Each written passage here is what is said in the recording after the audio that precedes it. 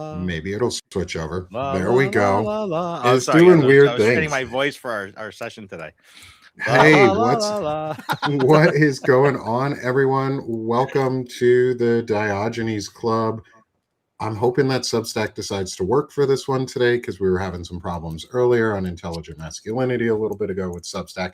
What's up, y'all? I'm Nick Parrow. This is Sick of This Shit Publications. I'm not your dad. I'm joined by Walter Ryan, protector of Labradors, Dr. Eric Lullove, medical editor at Blue Ant Media. Eventually, we'll have our friend Evan Fields, the semi-broken man who we're going to build back up today because he's our friend and we love him. And we want our brother to heal. How are you guys today? He was before. That's Stronger with the force. We'll like the Japanese do with broken vases and broken objects. We'll reforge it and put it back together and make it stronger and more beautiful on the other side. I hope he gets here. He's going through is like life as a writer, my whole life. Well, to work for nothing. We'll take your good ideas and then you're out. And then everybody makes you a bad guy. And then that's everything I've ever experienced. So I actually have some things I could say, I think, that'll help him. Yeah. And I hope he's able to, I know he said he'll be here soon. And he accepted the invite. So we know he'll be here at some point. Awesome. Eric, how are you doing? I am doing okay. It was a rough week last week. I appreciate you guys reaching out and thanking me for your condolences. Yeah. My grandmother was a very exceptional, wonderful woman. She was, for those of you that don't know, she passed away. She was 104 years of age. She had pretty much was living independently up until about 6 months ago. She just couldn't like food prep as much anymore. And but she still had her mind. She still had her, she still had her faculties. She knew exactly where things were at. And she would have some very choice words for a lot of people at Lincoln Square. If she was Evan's grandmother, let me tell you that they'd be hearing from Nana Betty today. Let me tell you. But just a quick story, just to kind of tell everybody like the kind of woman she was. Yeah. I remember there were two stories, and they're both quick. So I remember in the 2000 election, that was the Bush-Gore election, and she was living in Florida, and I was in medical school in Cleveland, and she called me, and she's like, "I just voted." I said, "Congratulations." She's like, "Yeah, but I think the fix is in." I said, "What do you mean?" She's like, "The card didn't line up with the punch hole. So I might have voted for somebody I didn't want to vote for." So she knew back then that the fix was in for that election. Then the second story, and I'm sure that this is going to like love everybody in the chat. So what was the year, Walter, you might remember, Nick, you might remember this. What was the year that the same-sex marriage was on the agenda? Do you remember, was that 2004, 2008? Right around there. Must have been 2008. Whatever. So she got a phone call from a pollster. My grandmother, she goes, and they went through this whole diatribe about, well, marriage is, in Florida, marriages should be between a man and a woman, and it's sacred. And she goes, "That's okay, I'm a lesbian." This is my like 80-plus-year-old grandmother. Hang on the phone as she was a lesbian, just to mess with the whole thing. Like, that's the kind of woman she was. Like, she just very with it. Not a fan of Trump. Staunch Democrat. She worked for the Palm Beach Democratic Party. She was a staunch Democrat her whole life, and I'm gonna miss her. She was a big part of my upbringing, a big part of who I was, and a big part of why I turned out on the right side of the grass. I'm so glad that you shared that, Eric. And I mean, what's so important, because we should celebrate, I mean, there's this temptation like, oh, he's grieving, and so we shouldn't talk about it. It's like, it's the best thing we can do is talk about these wonderful people that have made an impact in our lives. I had a friend, and his son had committed suicide, and it's like, how do you deal with that? And he told me, he's like, I want to talk about him. And so I was like, hey, tell me a story about your son, and that's how we keep the memory alive. And I think that's the opposite of toxic masculinity again. Because we're tempted to just do the easy thing and be quiet and move on. Mm-hmm. And I just love that you shared those stories. I really appreciate that you did that.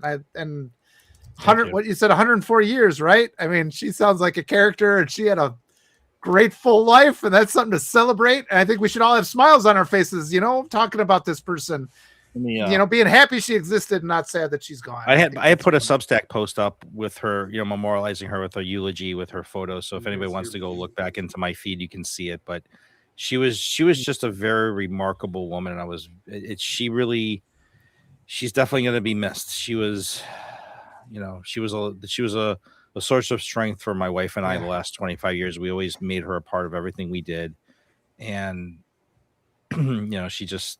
Yeah, I think she lived as long as she did because we even put her on a Smucker's jar when she turned 100. Oh, I love that. Nice. I love that. The running joke in the family was, oh, Nana's 102 today, or she's 103, like, and still going. Like, there was no, you just think she was going to live forever. And she never had cancer. She never had any major surgery. What a life. The typical things that happen as you age, like, her hearing went and, her mobility started to drop a little bit, but she read everything. She read books on her Kindle. Like, it was the way she stayed active. She kept her brain moving and active and engaging. She had an 18-year relationship with her great granddaughters. Both mine and my sister's kids were the same age. And then my other niece is 14. So, for kids to have that relationship with a great grandparent is for that length of time is almost unheard of. Yes. Most kids don't even know their great grandparents. They die when they're like 2 or 3 and 5, Wow. Yeah. And for my daughter to have that relationship was just truly special.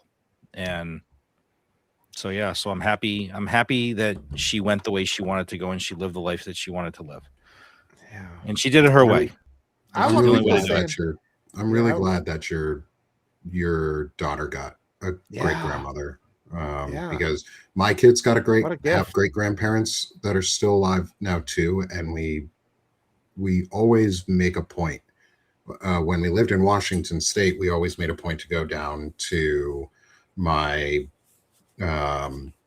wife's grandfather's house and visit and make sure that the kids saw and knew and met and interacted with their great grandfather, their great aunt, and now we live right near one of their great grandparents or set of great grandparents, and it's really amazing because those great grandparents are going to be around for 10 20 more years at least, and my kids are going to get to know them until they're in their early 20s, hopefully, at least. And that's incredible. I lost my grandparents when I was young. Like my grandmother, who lived the longest, had Alzheimer's. So she really wasn't who she was when I knew her. And she really wasn't a grandparent to me. But my other grandparents, one died. My grandfather died when I was 4 or 5. And my grandma died early teens, I think. But they lived far enough away. I didn't get to experience them as much, and I'm thankful that your family got to experience them. I think the bigger message for this is we live so disconnected from technology because of technology, right? And I think you're seeing it play out politically now, where people are striving and searching for connection. Mm-hmm. I see how even like Walter, your series with these candidates, mm-hmm. how you're reaching across and really connecting with these candidates and giving them the opportunity to connect to people mm-hmm. is what has been missing in our lives for the last 20 some odd years. We've lost that ability to connect to another human being. That this fucking thing has become such a problem. Yep, they have. That it's, I just think it's more about we all need to reach out and to connect to another human being, and not in. And this is the segue into the Rape Academy, by the way. That was how I wanted to frame this way, because this is not connecting the wrong way, people. This is not like you freaking men out there who are doing this shit to your wives and your significant others. Fuck you. Seriously, like you are doing evil shit to human beings, and it is not fucking okay. I mean, I have been wanting to unload on this topic for about a week now. I'm like, these fucking men that are doing this shit to their wives and then selling the fucking videos online for $20 fucking. You know what? Fuck off. Yeah. You fuckers need to be in prison. That is not how you treat supposedly your best friend and life partner. Yeah. And somebody that you're sharing your life with, who's probably born you children or is sharing your life with you and doing, and you're fucking raping her. Yeah. You fucking piece of shit. Yeah. Yep. And the lack of, I mean, there's been no arrests. I mean, they know this has happened. There's the evidence is out there. We haven't had any arrests. It's the same fucking thing with the Epstein class. Not a single fucking guy's gone to jail. Not a single person's been brought up on trial for charges. It's the same shit. And I'm sorry, but we are all fucking responsible. Everybody with a fucking XY chromosome is responsible for this. Well, and this is why I'm doing the vote in the new candidates. Yeah. We need a whole new crop of representatives. We need new people in power, because the guys who have the power to stop these rapes, to hold these men accountable, are deliberately not doing it. And I'm no longer, you know, they say don't assume malice when ignorance is also an explanation. I'm assuming malice. I'm just straight up assuming malice. And it's like all this ideas of, oh, the redemption arc. It's like the redemption arc is complete when all the people you hurt have been restored. Until then, we're not celebrating. We're not celebrating you because you are saying, oh, I'm no longer, I feel bad for getting that guy elected. Look, when every single crime committed because of your act has been fixed, then I will applaud you. Before then, you're just telling me what your job is, what your work you have to do is. Yeah. And to answer the question that's in our YouTube is, do you love Israel? I love people from Israel, but I do not love the Israeli government. I think the Israeli government is causing a genocide in Palestine. I think they're massacring people across the board for plenty of things. And a lot of influence in the U.S. has come out of bad policies that the Israeli government has enacted. That said, that's not part of our conversation. Just wanted to address that for a second. I'm going to keep my language pretty on like par for a moment, because I've got my nephew in here, and I'm going to try and moderate myself just a little bit. Trains and stuff. I mean, he's playing with Legos right now and smashing Legos in the back. This is disgusting. Every single thing about what is happening is disgusting. It's also not surprising.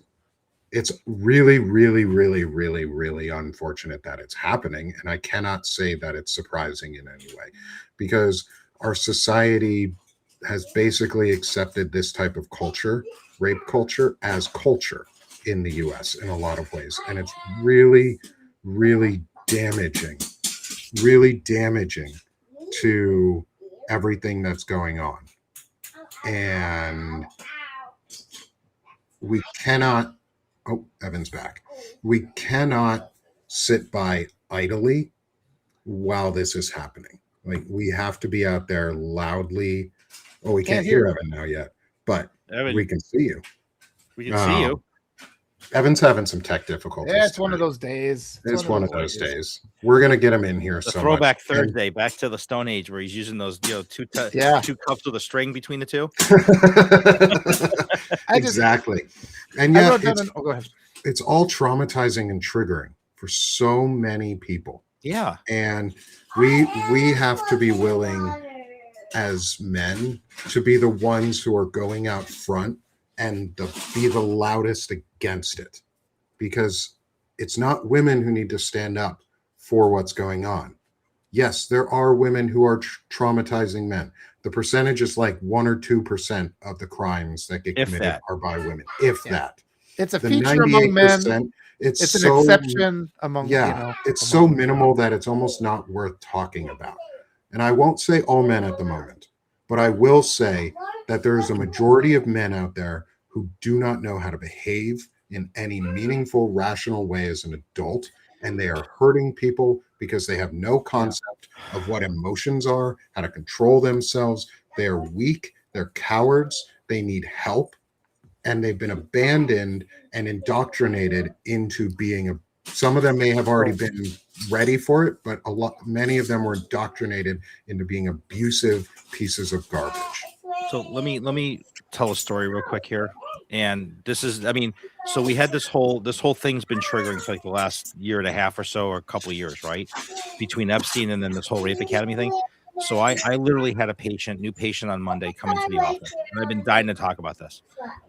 So when I start taking her history, she's telling me, I mean, this is a abused, battered, broken woman who comes into my office with a swollen left leg. Can't figure out why. She went to the emergency room. They did Doppler studies, ultrasounds, and basically, they basically told her, "Oh, just go home and elevate your leg." So then she came to see me, and I'm taking her history, and I'm trying to figure out why she's so heavily medicated on psychotropics. And I asked her, I said, "Cool, can you explain to me like where your depression, anxiety is coming from, so I have a better idea of how not to trigger you, right, in the office? Because I know that it's taken a lot for you to leave your home to come see me, and I just want to be aware of, what's." And she told me that her ex-husband is in prison. She's one of the few women that fought back, put him in prison, but she's 42 and she's traumatized the rest of her life from it. And I'm just like, listen, I see you, I hear you. Your trauma is real here, and I'm just acknowledging this, even though it has nothing to do with what I'm taking care of for you for. But because I'm a man, I understand that this is going to create anxiety if I come in. So is it okay if I do my exam? Is it okay if I, I'm literally like going through a whole separate consent. Yeah. Just so I don't trigger her. Yes. And I'm much more aware of this shit now when I'm seeing female patients. And I mean, the treatment door is always open, but it's just, I'm just so much more aware of this now. I had not that I wasn't aware of it before. It's not like I wasn't aware of it before, where I'm not consciously aware. I wasn't consciously aware of the trauma that these women had gone through. And now that I've, we've gone through all this in the last, it's all been exposed and opened up, and I realized that, I'm part of the problem too, and have been. Situational. So let me start rectifying it with my behavior. I was going to say, the other day I was at a store with the family, and I was going to go use the restroom, and I noticed that they had this mirror up, and it was right next to the bathroom, and this woman was standing, and I was, as I was approaching, I'm like, oh, this is going to seem creepy, because like I had to go to and I was just like, excuse me, I just need to slip by to go to the restroom, just to kind of like, I didn't want to creep up on her, and be like, have her see me in the mirror and be afraid. And it was just one of those moments where you're just like, you just have to constantly be a little bit more mindful of other people's, situation and their traumas, and just try to avoid those situations that could be potentially concerning. Are we still having problems with Evan? It's just nothing's working for people. Yeah, it seems Evan's having a tough time, and I think I want to say too, like, the medical field has been historically very prejudiced against women or biased against women, because like studies always say like women feel less pain, or women don't feel the same, or they have a higher pain tolerance. And it's good that, it's good to be aware of what's going on, and understanding your possible impact as a provider, or as just a person walking through life, and how much space you take up, because you don't know about what's going on in someone's life, and you don't know about other people.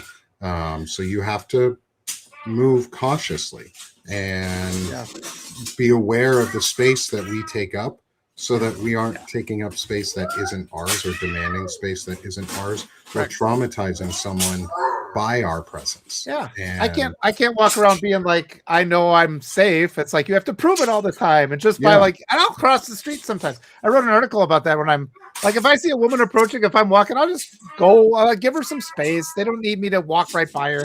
I don't need her to be afraid as I'm getting close. It's like, I could just go do over here a bit of the way. I want to mention though, yesterday I interviewed 2 great women candidates. I talked to Shelby Campbell again, who's running in Michigan, and Dr. Melissa Bird, who's running in Oregon.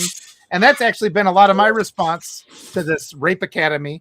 I want to help elevate women to positions of power. I mean, it's one thing, and it is important to come online and denounce it and say your piece, but just also doing what we can to support women so that they can get positions of power where they can hold these men accountable, because we're not seeing it out of our current crop of representatives.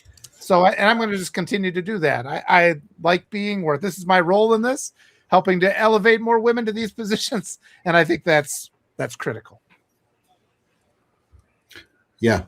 Yeah. I think, and being vocal and loud about it and never stopping, never backing down, like not taking shit, blocking people, building community around each other. Listening really is the most important thing right now in a lot of ways, is listening, hearing what people are saying, and then building on that and respecting what people are saying and listening. And as I keep saying to people, is anything but yes means no. And really, you need enthusiastic consent. Yes. I've been married I read an men, article about that. Yeah. married men, this fucking goes for you. Yes. You people who think that your wife's or your spouse's body is yours and you own it and they own yours, y'all, that's abuse. You don't own a person. You don't own access to a person. I posted that here on fucking Substack slavery. and Threads. Yeah, that's slavery. Like Slavery. I posted that on Threads and Substack, and the response was so dramatically different.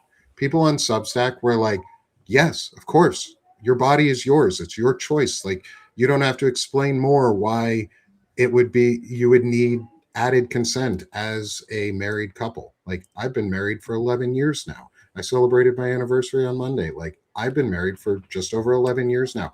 My wife and I give each other consent, and we respect anything but yes means no with each other.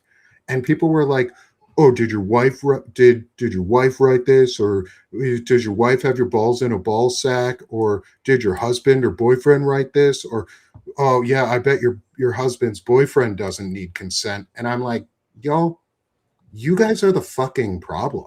Yeah. Like, seriously, you're the problem.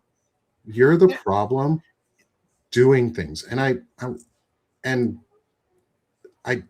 want to comment on the chat that's going on in our Substack side. Is I hear you, friend in the chat, who's upset, but I also know that Eric did not reveal anything that was No way. personally identifying. He would not risk Never said her that name.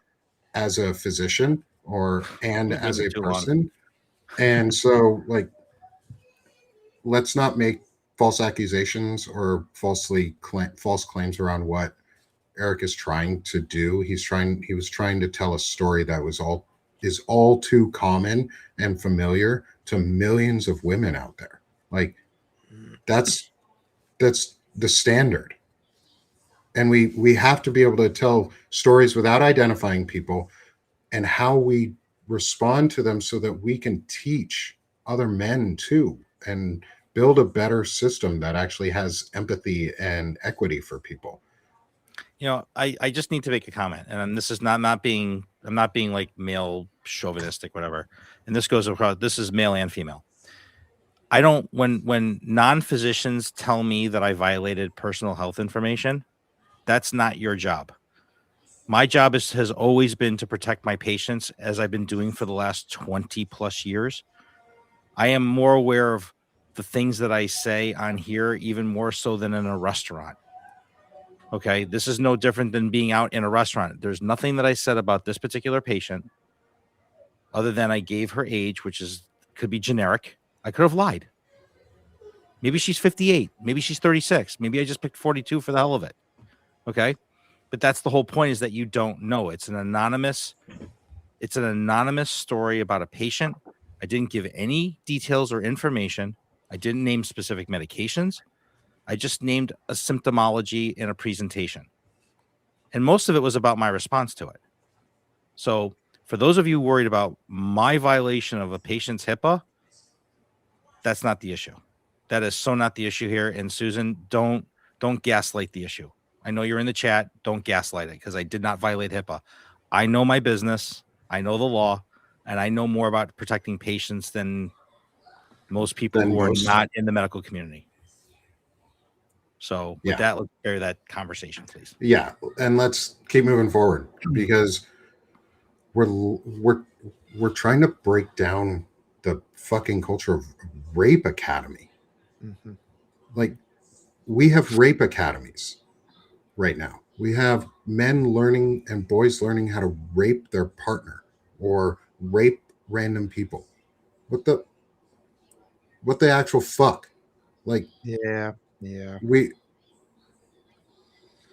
we need to address the issue, like the real issue.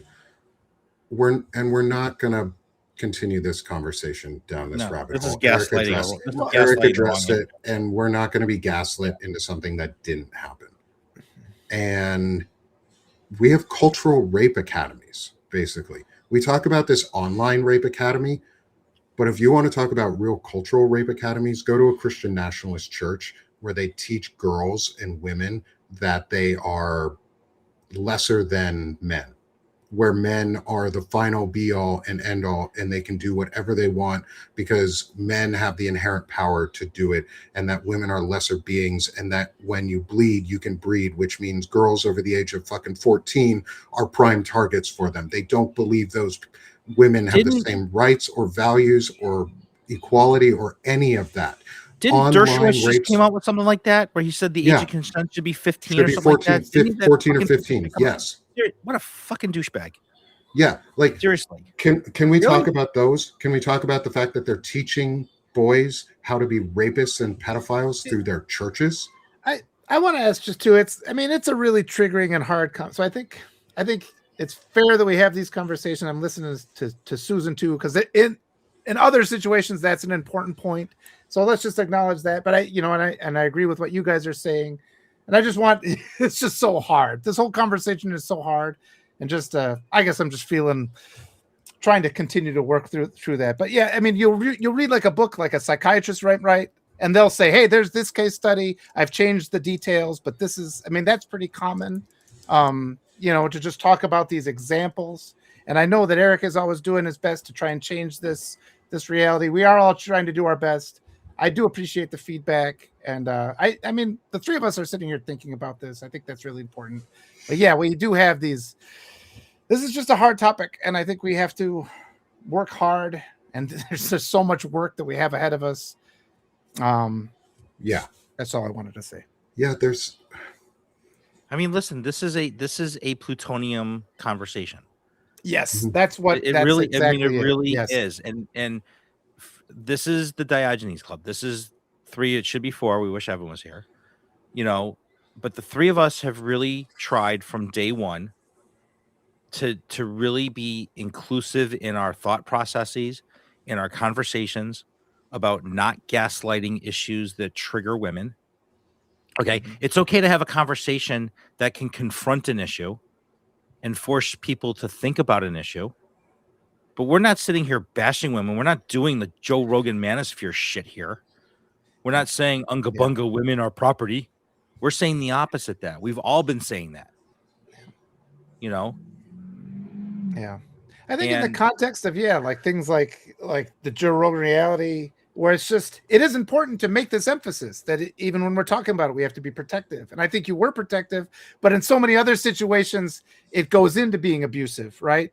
And so even us just kind of approaching that issue becomes triggering, no matter how sensitive we are about it. And I think a lot of that's it. And then, then we get into a chat and it just kind of gets, chats are hard because we have a line and I can take it wrong. This happens to me all the time. And I can read something quickly and misinterpret what's being said and become angry. And so it's just, I appreciate the emphasis. Susan has a very important point in what she's saying that we do. And Eric knows this point and he does it. We have to protect the people around us. And so I'm glad it's brought up. I'm glad that we're working through it, but also it's just, and part of this is always acknowledging accountability on our part, which we do, and doing better. I'm just going to say this one more point. Like, don't gaslight me about releasing PHI when the Department of Justice released all of that information on those victims from the Epstein files. Like, I am like, it's not even close as far as the release of that level of information. I mean, what was released in the Epstein files was graphic fucking details. Yeah. And how can, one, again, if there is a mistake and if it was too much information, Eric would have apologized on it. Let's please move on from that because we didn't reveal anyone. Nobody was revealed. There was no name. Okay, then you can, if you don't want to listen to the show, then just leave. Like, if you're going to continue down this path where you do not want to move on, you can leave. That's okay. You don't have to listen to this conversation. We're not asking you to. We valued your feedback and he responded to it. Please don't gaslight him anymore because now that's what you're doing. No, she's not. I don't deal with. I don't want to. I don't want to deal with this. She's entitled to her First Amendment speech, and she can say what she wants to say in the chat. I'm fine. We just don't have to acknowledge it. Well, and the reality is, I'll be thinking about what she said. I'm sure all of us will, and we are trying to do better. And so it's at this point, at this point, I need to reflect on that. There's other topics we need to talk about. I'm just saying, what's the difference if I said it was a 42-year-old woman who broke her left ankle? Right? What's the? I didn't say anything different. It's just a different clinical condition. Yeah, and we have to talk about the things that we've seen and the ways we've tried to help people and what has worked and what has happened, because a lot of people just don't see these things and we hide the reality. I mean, it started to how we hide our reality about talking when we've lost a loved one. We don't talk about it, right? And we have to have these talks. They're hard talks. We can do it respectfully and we can respect people's privacy. But it's using the anatomy of these interactions that we've had and what we were done. That's how we become better. I do appreciate the emphasis on us being respectful. I think we're trying to do that. We can always do better too, and I just want to acknowledge that. So we've heard, and we'll we hear and we see it, and I'm acknowledging it, and we need to move forward in our conversation because we have a lot more we wanted to talk about today, and I'm sad that Evan's not here for this part of the conversation. I know. Because I definitely want to have him here for this part of the conversation when we have it again, is the idea of media consolidation. And sorry, I'm just going to do this for a moment. Yeah, I want to get back to the media consolidation. I want to get back to the meeting, and it's really distracting right now. I'm sorry, friend.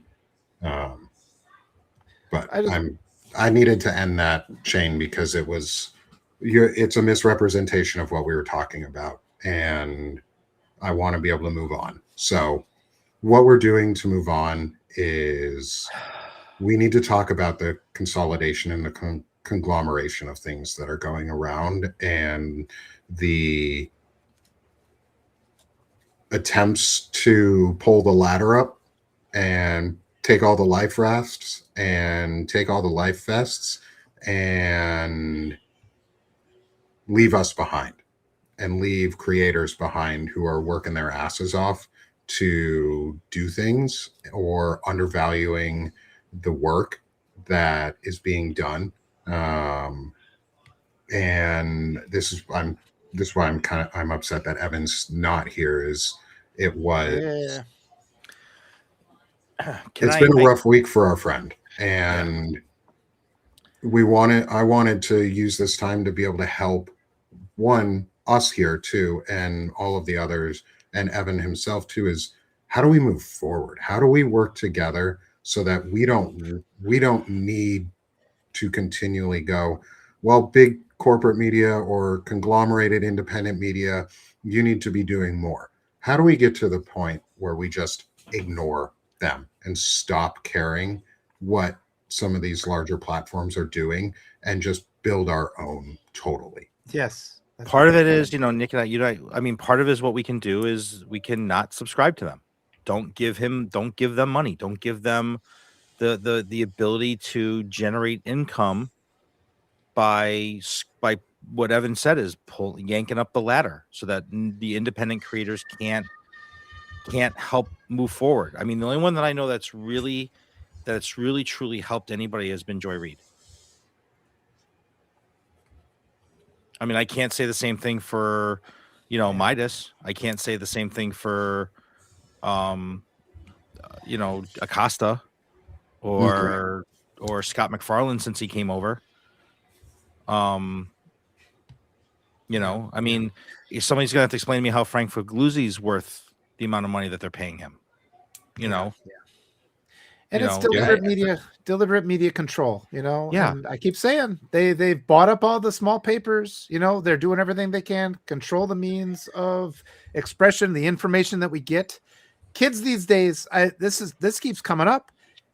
I grew up in the area of Blockbuster Video. You could see every video ever made. You could go to, and there's still libraries, but people don't go. Kids these days, they get everything through. Well, I'm sorry. Sometimes all you got was an empty box because all the videos are out.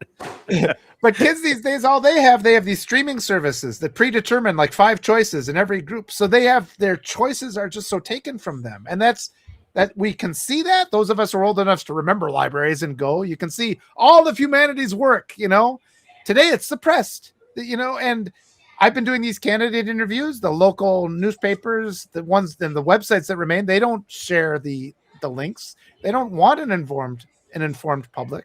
They want it controlled. And we see people like Evan who gets stuck doing work for free, enriching somebody else. And the whole public just goes and supports the known name, the establishment, the status quo. Where when these up and comers come along, they're like, well, that person will never win. They'll never get any support. But we don't tell their message. The same is true of the whole Democratic Party when they say offensive things like the country is not ready for a black woman. Our job is to make it ready. And we do that by the narrative, by taking back control of the narrative, by spreading conversations that are important.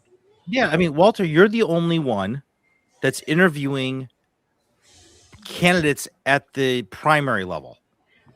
Like, I don't see anybody of these bigger names interviewing any. They're waiting till the general election set so they can get their airtime with these candidates. But no, you're the only one that's actually reaching out to a lot of these candidates. I know I did one interview with Shelby, and she's amazing, and she's helpful. I really wish her well in her primary in Detroit. But some of the candidates that you've brought on, the governor candidate for Wisconsin's amazing. Yeah. She's incredible. And the last one you did was just Melissa Bird, was Evie, right? With Evie, we talked with Shelby. Evie and I talked with Shelby, and then Margaret and I talked with Dr. Bird. I mean, you have done some very amazing work just getting these people out, and that's what's missing on the left. It's getting these people airtime. And you'll talk to these DNC is going to suck all the air out of the room. And the candidates, they always say thank you because they are shut out. And these are the candidates going door to door. They're the ones talking to people. They get the signatures to get on the ballot. And more, I'm just seeing how the Democratic Party is anti-democratic. They want to control the primaries. They want to prevent people from getting on the ballot. They want to make it seem like it's a rich person's game. And the reality is it's not. Dr. Bird said that the other day. She says, we don't have the money they do, but they waste it all. They think they can flood social media and the television stations with ads and just waltz into victory. But if you're going to door, you're going face to face with people, you're listening to concerns. And that's why every time I interview a candidate, I say, thank you for being of the new generation, the ones that actually cares about the people, that's willing to talk to the people, who don't isolate themselves so they never have to endure the consequences of their bad choices. I say that to every single one, and I mean it. And I appreciate all the ones and all the wonderful creators out there. We said a couple names. If they start elevating candidates, I will then go and support them. I don't have enough money to do it, but it's like, I will then support them. All they have to do is come to our side. It's not like I hate them forever. I'm just trying to tell them constructive criticism. Please bring candidates on. Please allow the American public to know we have a choice and we don't have to choose do nothing incumbents that did nothing when we gave them power in 2020. Yeah. And like tomorrow I'll have my first candidate interview with one of the Courage candidates. You interviewed Emily Berge with me too. And I've interviewed Emily Berge with you. I think, did I do Francesca with you as well? I think, I don't remember if I've met Francesca yet. I don't think I did that one with Melissa. I did think we did another one, or maybe it was just Emily. We've done a couple together. But tomorrow we do a lot together. I love working with you, Walter. Like we see each other almost every day this week so far. It's been incredible. And tomorrow I get to meet with and interview a candidate for Connecticut 4, District 4. Let me pull up his name. He's one of the Courage candidates. And we met with Kira Havens yesterday. Like me, Walter, and Will Fullwood met with Kira Havens yesterday. Oh, you lucky bunny. And I'll be interviewing Joseph Perez Caputo. Yep. And there's other creators who are also doing really good work, like Wajahad Ali, Danielle Moody, Qasim Rashid Esquire. He's doing incredible work too. He does a lot of interviews. The interview we did yesterday with Kira had almost 1,000 people on the stream with us. And that was so incredible. And I got an interview request 2 hours later to get Joseph Perez Caputo scheduled. And boom, that's all we need.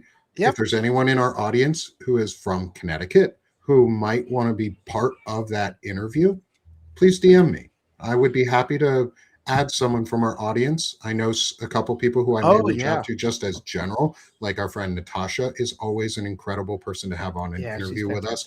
Will is an incredible friend who is always a great person to have on an interview. He has some incredibly amazing questions. Walter is always a great person for interviews, but the more we interview, the better. Oh, that's awesome, Naida. Oh, great. Jasmine Thomas tomorrow, Senate candidate from Oklahoma. That's incredible. Naida, fantastic. I can't wait to hear that interview for you. That's going to be so amazing. On that too. I hadn't known how to pronounce the name, so that's. I didn't know either until I met with her on Tuesday. Naida is awesome. Naita or Naita? Naita. Okay, I'll make sure. And I hope I'm still saying it right, my friend. She is incredible. We got to talk for almost an hour and a half on the disability community platform. And we had such a wonderful discussion about the disabling effects of war and what we can do now to prepare to support the service members, their families, give them a place to land so that when they come home, there's a community around them. Yeah, Ellie Leonard's amazing. She doesn't do interviews with candidates. No. She does so much other work on the Epstein stuff. Ellie's one of our superheroes. I brought it up to Ellie a couple of times. She's open to it. She's just super busy, and I try to. Like I don't want to overflow. She's in the middle of publishing all those Michael Wolff emails right now. So she did what, like 1,950 emails or some shit with Michael Wolff and Steve Bannon or some craziness. And they're getting submitted to Congress. We got our boy. Well, there's a couple of them I wanted to meet. Frederick Pogue. I got a new title. Ooh, Cash Patrol's AA sponsor. Yes. Yes. Nice. Tell him to call me. He keeps ducking me. You know, get him on the Eagle phone. Get him on the Eagle Jizz phone. He's making me look bad. I'm on Cash. Cash, what are we doing, bro? Cash, bro. Dude, you walked into a great part of the conversation. And I was on a job interview. So nice. How'd it go? Hopefully good. You know, I mean, I did good, but you know, ultimately there can be only one. So yeah. Highlander reference. That's what we need. Like, I'm hoping I'm that one, but we'll see. You know. Yeah. Good. If nothing else, it's like, you know, it's like somebody says that poem is always in my head when I see Fred. I made you a legend, man. Dude. You were already a legend. I made you into a god. That's what we'll say. I'm a legend in my own mind, baby. I'm gonna do another version of that. I'm just gonna record it by itself and send you you can make it your ringtone. So then you just listen to the whole 7-minute thing anytime somebody calls you.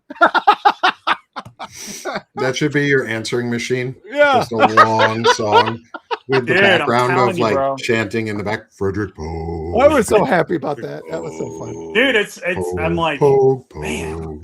I was like, this would be amazing if it wasn't written about me, because I'm already like self-conscious about it. Like, can I like this? Because it's written really well. You know, like if it was written about Nick, I'd be like, oh, this is the greatest thing ever. You know, you're not in Congress. It's like Polymarket. You can bet on yourself. It's okay. That's just That's just how I see you, Fred. That's just how I see you in my mind. I wanted to share that with you. Well, the reality is somewhat disappointing. I mean, you know, where it's like, are you manly? Try to be. Yes, but then I also can hurt my knees doing a deadlift. Oh, just try to be the way. This is as a father, I saw how my kids looked at me, and I'm like, I don't deserve that, but I'm gonna try to be worthy of the love you're giving me. There it is. Well, that's what you do, Fred. I just set the standard for you. There we go. Your armor, yeah. So what's going on today, man? Apparently Trump put out Evan's having technical difficulties, and he's re-traumatizing his entire tech services over there. And there's days where you just set it off. You just shut it off and go do something else. That might be the case. No, like, well, dude. The Castle Rock and the Springs, forget it. Like, it's just no. The internet's. I'm surprised I get as good at internet service as I do. You know, it's terrible. That's because you're tapping off your neighbor, right? Probably. I mean, a little bit. Oh, wait, what? No, I would never do that. But you thought of it, so we'll do it. You know. That's because I'm actually doing it right now. No, man. Yeah. He's got a work creator. He's got a Speaking of that, paid subscriptions help us buy our own internet. Yeah. Yeah, Fred can buy his own internet with a paid subscription. With your help today. Frederick Pogue with his internet. Frederick Pogue. I love it. And just going to comment on what's happening in the chat right now, which is a good thing that's going on in the chat, is it looks like the DOJ Inspector General is launching an investigation into the handling of the Epstein files by Pam Bondi. And Blanche, it says. And Todd Blanche. Ooh. What? Inspector General coming for the win. What? You know, just to someone's doing accountability right now. Holy shit. Just fucking arrest somebody, though. They've released enough that shows people. Just arrest some like pilot or some banker, like somebody who's not a pilot. Just arrest somebody, like what they did in Minnesota, where they issued that warrant for the guy. They issued a warrant for like a guy for showing his gun. It's not even the murder cases. Just do that. Yeah, it's brandishing. It's like literally, it's literally called brandishing. Arrest him for that shit. What? Well, it sounds like Aaron Parnas put out an article about it too.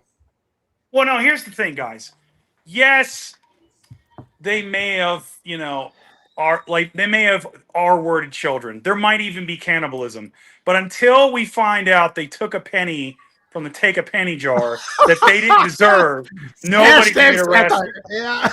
Like, they're right there. They're right there, I'm just so tired of them announcing they're about to launch it's like, what the? You're only now launching an investigation? It's like when they didn't have anything ready to go. Like when they were 1 minute late on releasing those files, they should have had the shit ready to go to file at 1 minute after they were late. They waited like a whole month. You can't wait a whole month. You knew they weren't going to release it. Well, think about it, because there's so much revolt. There's so much internal civil war in MAGA. And that they're realizing now that Trump is really just a lame duck president.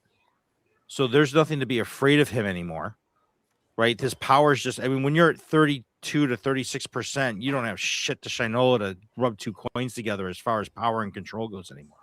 So, I love that phrase. I love that phrase, by the way. Shit and Shinola? It's like, yeah, my dad used to say that all the time. Well, my other favorite one is what you tell people, like your kids, like, right? If you're looking for sympathy, it's between shit and syphilis in the dictionary. Wow. Dude, what's funny? It's like, it's kind of a showstopper. It kind of ends the conversation. Yeah, I was talking. Start writing a letter to my mind. Like, I was talking to a buddy of mine the other day. And, they got all these videos coming out, all this stuff about like Gen X is this and they're this psychologically. And it's like, yeah, that's fine. Whatever. We don't care. But I was talking to him. I said, man, how did we go from like supposedly this as a generation to like everybody behind us? And we're so different. Like, I wasn't saying like, oh, millennials and Gen Z suck, because every generation has their thing. I said, but how is it like we're so like, it's like stark. And he goes, oh, because they had parents who loved them. Who did? The next generations did after Gen X? He said, Yeah, Gen X didn't have parents that loved them. Yeah, that's okay. That does make sense. Yeah. I always say that too. When people pick on the generations, I'm like, well, you raised them. That's an indictment of you. And it's like, I think my kids are better than me because I was a good fucking dad. So quit picking on the kids. Yeah. And I find it funny because I laughed at that joke. I thought it was hilarious. I'm my So that biggest tells fan. you I'm Gen X. Like, Nothing makes me happier than finding something I forgot I wrote. I'm like, finally, something good I can read. That's the story, guys. Look at this good stuff. Oh my God. I was like, Awesome. my dad loved me in his own way, shit. which was dysfunctional and toxic. Thank you to Aaron Parnas. Good. I'm glad. Love it. Holy shit. What's That going on? Maxwell Arden Is this- talk. Yeah, that's crazy. What is that? What is that? Investigation into the handling of Epstein files as Maxwell pardon talks escalate. If he pardons her, seriously, They better, That's the end. there better be She's got fun. nothing. The country better shut the fuck down. Like, He's he gonna- pardons he's her, gonna the pardon. country needs to fucking shut down. It should Like, have done that you're a long time ago, literally- honestly. pardon a child molester, sex trafficker who's a woman. Oh, he's gonna pardon her. He'll pardon her. Like, it's gonna happen. Like, because with Trump, all That's he not wants gonna is protect 5. him. By the way, that doesn't. Yeah. No, it's going to make it. No. It's going to open it up so she could say whatever the fuck she wants Exactly. about him. He It's a double-edged sword. He's an idiot, and I hope he does it just so that she can come out and be like, "Well, they did all these things here. You can't touch me anymore. So here's every single fucking thing that happened." The I hope one that's what truthful happens. thing I ever heard Michael Cohen say was talking about Trump, and he says he's not this grand strategist. He literally doesn't think past 5 Oh no, minutes. he's in the present. That's white supremacy. White supremacy Present. only It's like exists in the in the minus eternal 2 present. seconds. Yeah, Yeah. and they like any it's so they will hurt you one day, and then the next day they're like, "Oh, well, that was the past. I want a whole clean slate." They like demand, and they don't accept any consequences. And that's why we've been saying it's like, I'll forgive you once you've repaired all the damage you've done, but until then, you just got your workload. Does it feel, though, I wanted to say, does it feel like we hit the pinnacle when we were threatening the nuclear strikes and we're coming down the mountain? I mean, at least pardoning Maxwell is not like nuclear annihilating a whole country. What do you guys think? I mean, at this point, it's it's just like, oh, okay, you're just confirming what we already know. It's so desperate. Like, if nuclear strikes was the escalation. He's trying to still do something, but everything's smaller than that nuclear threat. if this guy can get 5 more minutes of non-accountability, he'll do it. And even though, like, for us, sane people who, man, if I do this, it's just going to be harder later. Because part of the thing about becoming an adult is, yes, at least a reasonable adult, is you're like, man, I better own up to this or it's just going to keep getting worse. I mean, how many movies and TV shows have been like, Dave, if you just come clean, it's going to be better. And World then War it's II. like, It ends in a bunker because these guys can't take it. This is corporate America and every drug policy that they have. If you're addicted, come clean before we find. If you come to us, we'll help you. But if we find out about it, you're fucked. Right. Yeah. And that's it. It's just this, and again, it's always that, well, boy, I learned something today. Gee, I hope you did. Like, but again, that's an exceptional day. I learned 50 things today. I learned, my God, and that's dude, a slow day. Yeah. I say that half like being tongue in cheek. We are gonna freaking see this from MAGA. It's like, who could have known? Everybody that was trying to tell you knew. Everybody. Everybody said it. This corrupt media is going to push hard that forgiveness bullshit narrative. We got to get ahead of that. It's like once all the pain, once people have been restored. Oh, you got to go? It's 5 words. We fucking told you so. Right? Well, I'm more worried about I like how you put the "so" in it. You had to put that's that little bit of salt at the end of it. Well, you have 5 fingers, Yeah. Told you so. There we go. Yeah. It just we fucking told you. It's not a good enough. It's so. Hey, I haven't been made whole. I'm not going to forgive until I've been made whole and all that's been done. Line. Somebody said something, you'll be like, so? Fuck that's what I said to Susan. Like, oh, you're violating PHI. So? Also, there's no These people just fucking suck. I'm so tired of Here's these like- fucking people. I was thinking about something like big, and I'm just like, God, Here's all fucking, just suck Here's all less. you gotta do. Just suck less. Here's Just all you suck gotta do less. is when they your come name to you comes with up, this we all go bullshit. Frederick Pogue. Every time Frederick Nick Pogue. says- Yeah, Get that. Frederick Pogue. When they come to you with this bullshit, because here's all you gotta do is they say, "Man, I got conned. Hey, do you guys forgive me? Are you gonna follow Tucker Carlson now? Well, he's got some good ideas. Go fuck yourself. Go away. Yeah. Oh, Go man. away."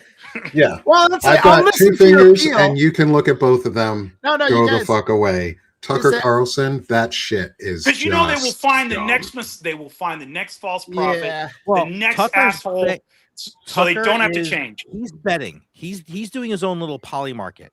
He's betting on the future that obviously when Trump goes bye-bye, whenever, that there's going to be a massive void, and he wants to inherit the MAGA inner circle power control, and that's what he's playing on. That's what It's he's just doing like right Kinzinger. now. He's following the Kinzinger. And I'm telling you, I just posted today. It's like, why isn't the regime going after Kinzinger and Cheney? I'm like, this regime goes after everybody else.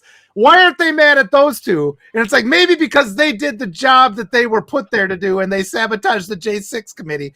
I'm just asking questions, as the right that was says. Merrick I'm Garland just did asking that. questions. No, I got him. Garland did that. There was a lot. all It's did not that. just one person. There is a whole structure that enables this. Every single one of those guys got to go vote in the primaries. It all comes back to why I'm interviewing these candidates. We got to swap out our government for government that works. Come on, everybody, help me. I mean, here's my take on Kinzinger Frederick's help. and Cheney and like those kind of types is and this is gonna be the more dangerous part, right? Is they're gonna say MAGA's bad. Yes, I agree with you there, but so we have to go back to normal. And the problem is what does that mean? Yeah. What does normal mean? What is Does normal? it mean, is it corporatism? Is it where we go back to that where it's kind of like MAGA light or Republican light, where it's neocon stuff? Like, because that didn't work at all. It funneled a lot of money up to the It's gotta be rich. progressive. We got to go to progressive. Right.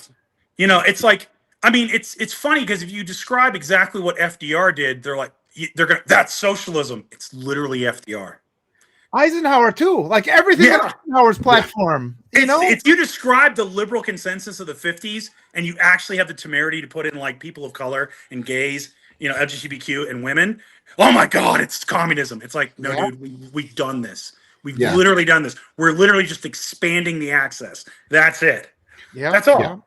Yeah. You know. And the thing with like Tucker Carlson and folks like that is, one, I think he's betting obviously that he could run for president, say as an America First candidate with someone like Marjorie Taylor Greene as his VP candidate. Yeah, because they are turning themselves into not an anti-Trump, but a isolationist MAGA. And that is where a lot of the MAGA folks actually are at, is they want real isolationism in the worst ways possible. And it's because MAGA people like this like to insert themselves into the holes in society that nobody wants them to, and they never ask for permission, and they do it over because they're abusers, and they just put themselves where nobody wants them, and they say, I don't care what you have to say or think or do, and I'm gonna just fuck you. Bro, why you gotta do this to me, man? Like, I'm trying to enjoy my coffee, and you mentioned Marjorie Taylor Greene, and suddenly all my gastrointestinal starts flaring Blow up a little bit. Man, I'm like, oh my goodness, I forgot she existed, and then you bring it back. I'm so glad we don't hear from her anymore. Oh my God, isn't it amazing? It's the so next the can next we get guy's rid of just some of these other assholes? It's crickets.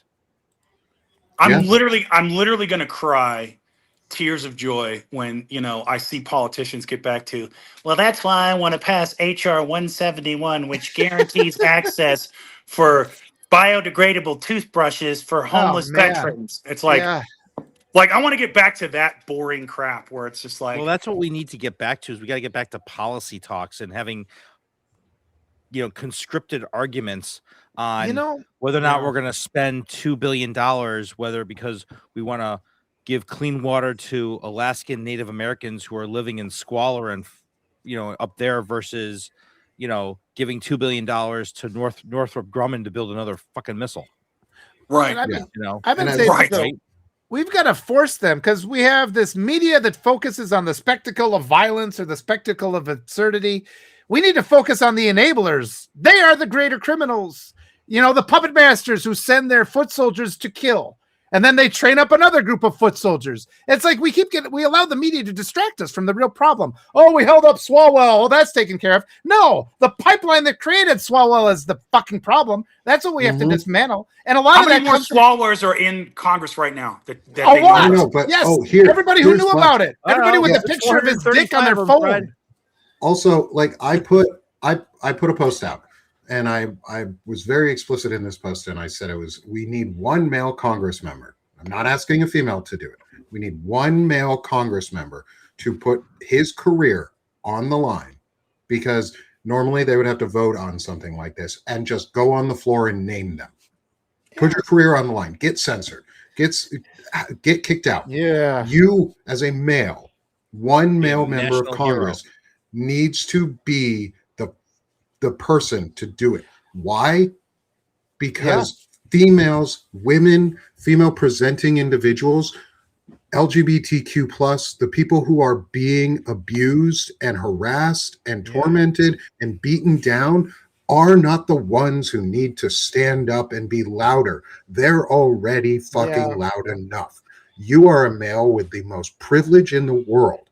You are in the U.S. House of Representatives or Senate. You have some of the most power in the world, artificial or not. We give you so much fucking power. All you have to do is go on the floor and say the names. Put it on record.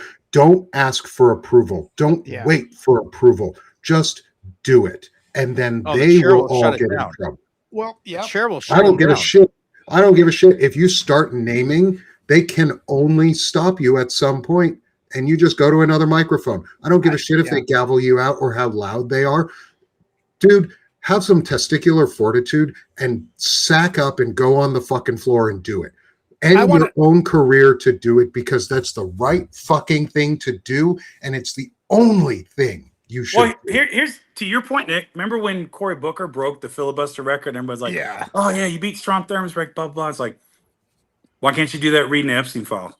Yeah. Mhm. Yeah. Yeah. And you don't got to do it all alone, because you can pass it off to someone else.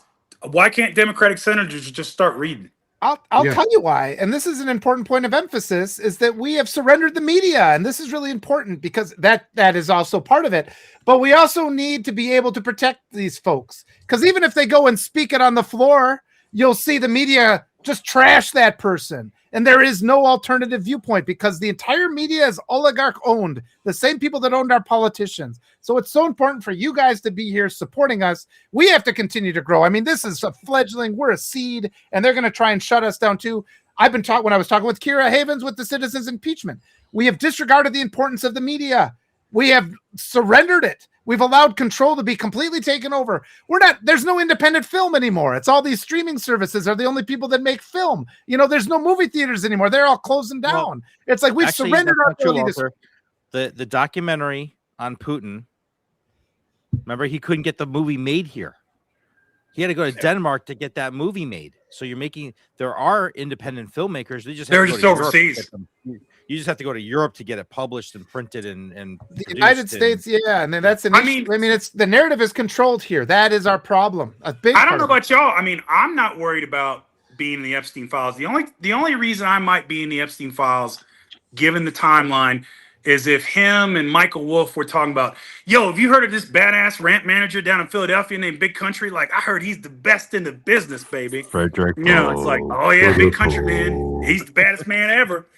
That's the only reason I'd be in there. I mean, it's also, Courtney, you're right. You're right. Testicles are weak. They're soft. They're weak. They're easy to crush. They're easy to smash. And you're right. Vagina up, men. Just fucking woman up and go out there and do the right fucking thing. I'll fly there and start doing it. I don't care. Yeah, hand it off to one of us. We'll do it. Yeah. I'm I'll more than fucking happy. start doing it. I do public speaking for a living. I can speak for hours on end. I am more than happy to go do it if somebody gives me a microphone and I get cleared to speak on the floor. I'll be more than happy. I'm glad I caught you off guard there, guys, with the vagina up thing. Yeah, I know. Or because, and it's that same thing about like when people call you a pussy. If other men call you a pussy, and the word choices, why we don't do that. I'd rather be called a pussy because a pussy can take a pounding and a penis can't, and testicles can't. That's why I'm glad I'm not a woman. I'm too delicate to be a woman. That's the thing, you know. Yeah, they're strong as fuck. Yeah, my I'm wife too is delicate. way stronger than I am. I Way ain't trying to be stronger. all that. I ain't trying to be that, you know. But like, man, what kills me, man, is like you look at. It's funny because again, what y'all seen that picture with AOC going around with RFK Jr. coming up to her. You know you wouldn't do that to a man, or you gonna do it to her, but Yeah, she gave it right back to him. Which, you know, again, this is probably my toxic masculinity. Is like I'm just like, man, I got such a crush on that woman. You know, yeah. damn. She's such a Basic badass. respect, and the media doesn't call out Republicans for their constant disrespect. I mean, they are disrespectful 24 hours a day. I mean, the maggot they put into the Oval Office. You don't want your kids looking at that person, and they don't call out how he is a bad example of. I mean, how let me say this. I watched all basically last 2 days, the 4 hours that Bobby Brainworm was on the Hill testifying during his appropriations committee hearings. Yeah. And all I saw was him when it was a female senator just lashing back at them. He would push back, like he pushed back on Chris Murphy a little bit, but when it was like Patty Murray or it was, he was just belligerent as shit. Mm-hmm. And you know what?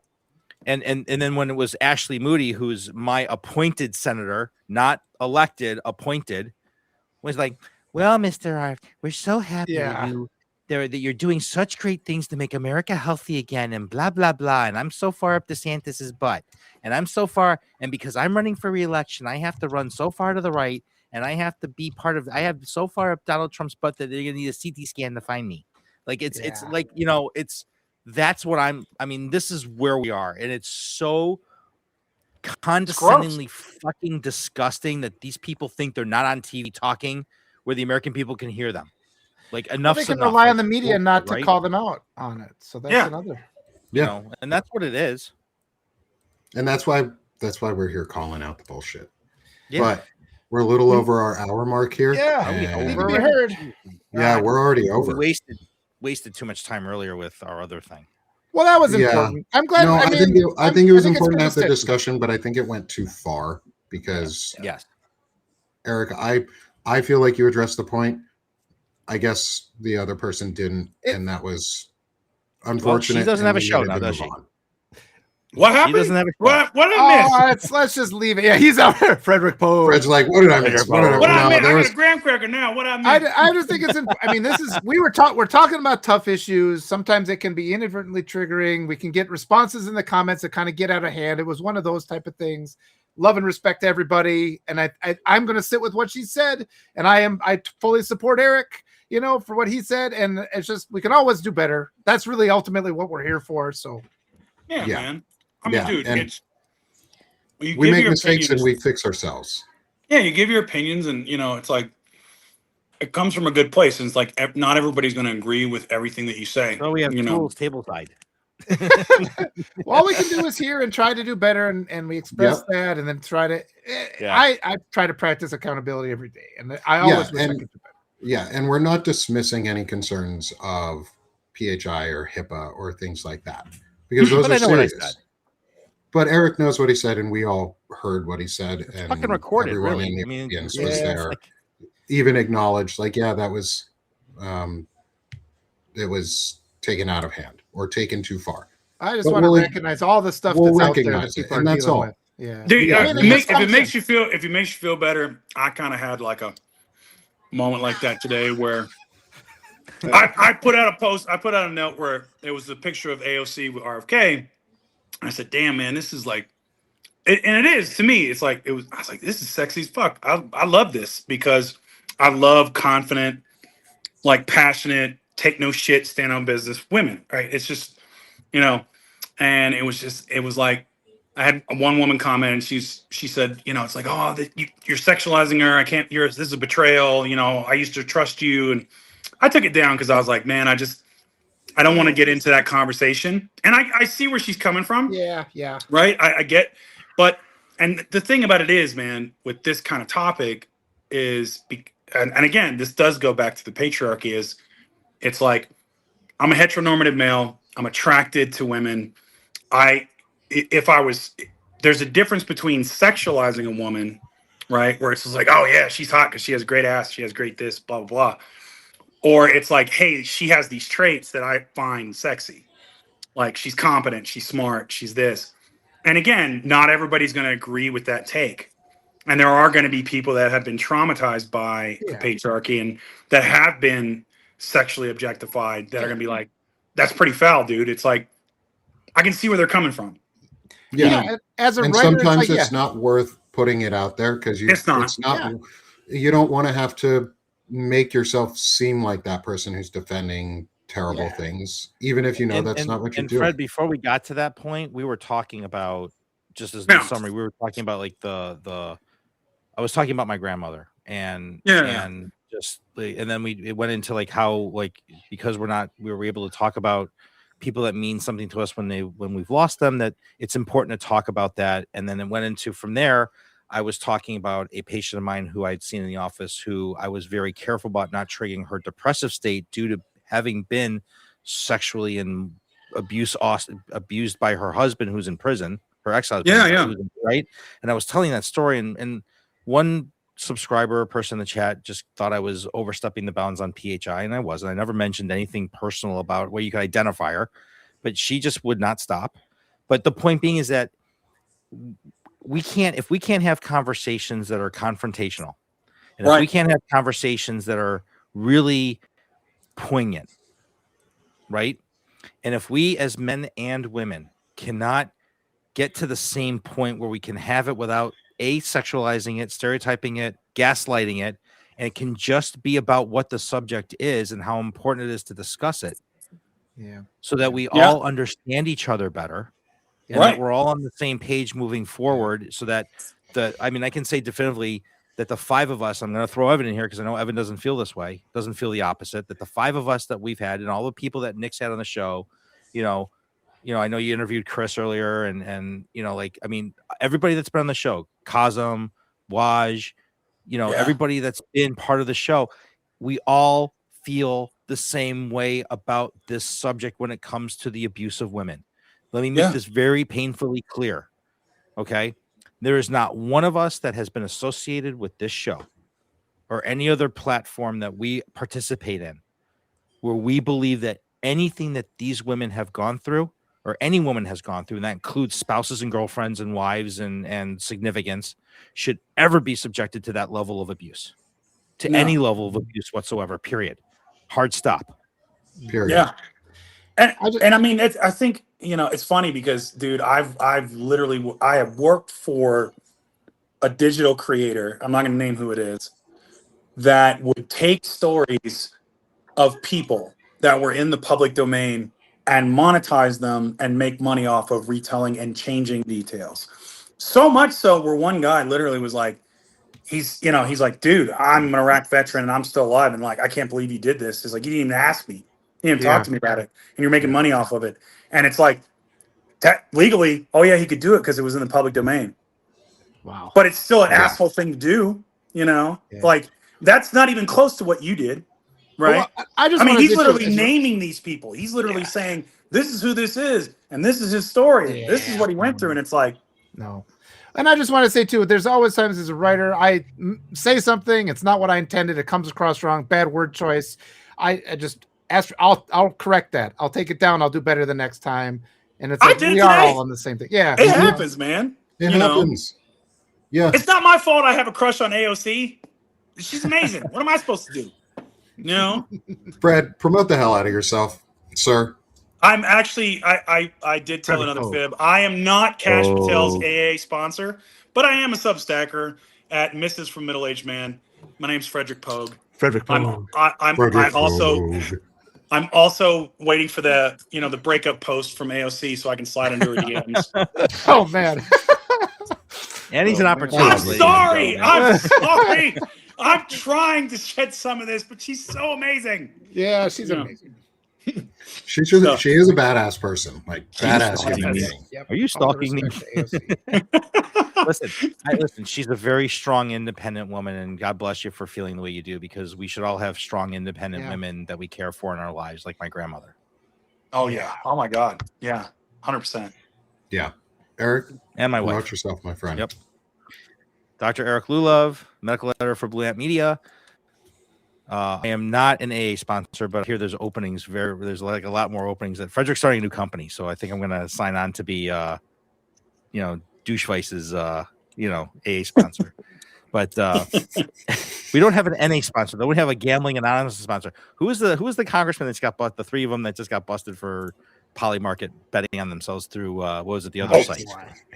God, or Kalshi is the other one. Kalshi. Yeah, Kalshi. Yeah, I'm just gonna be like a Kalshi sponsor for Gambling Anonymous. Like, I'm gonna team up. I'm gonna team up at least with they Chris bet on Hansen. themselves. At least they weren't betting on other stuff, right? I'm gonna Anyway, do guys, pedo anonymous is what I'm gonna do. I'm gonna do pedo anonymous and then just arrest everybody. Yeah.